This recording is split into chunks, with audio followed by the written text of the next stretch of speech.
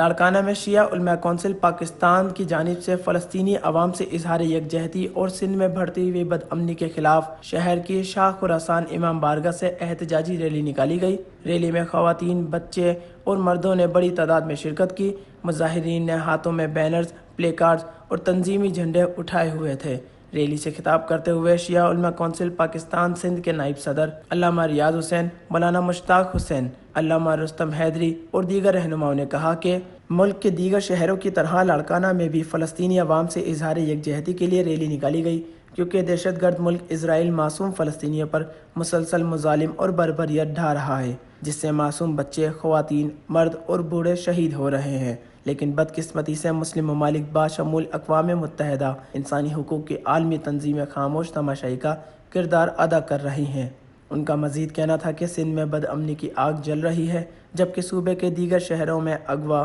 ڈکیتی، چوری اور قتل کی وارداتوں میں روز بروز اضافہ ہو رہا ہے، اور سکھر شہر سے 2 سال سے اغوا ہونے والی بچی پریا کماری تاحال بازیاب نہیں ہو سکی، جس سے یہ ثابت ہوتا ہے کہ حکومت اور پولیس ڈاکوؤں کے خلاف کوئی مؤثر اقدامات نہیں کر رہی، جس کی ہم مذمت کرتے ہیں، اور اقوام متحدہ انسانی حقوق کی عالمی تنظیموں اور مسلم ممالک کے سربراہان سے مطالبہ کرتے ہیں کہ فلسطین میں اسرائیلی ظلم، جبر اور بربریت بند کی جائے اور مسلمانوں کے پہلے قبلہ بیت المقدس کو آزاد کیا جائے۔ Wash news, Larkana.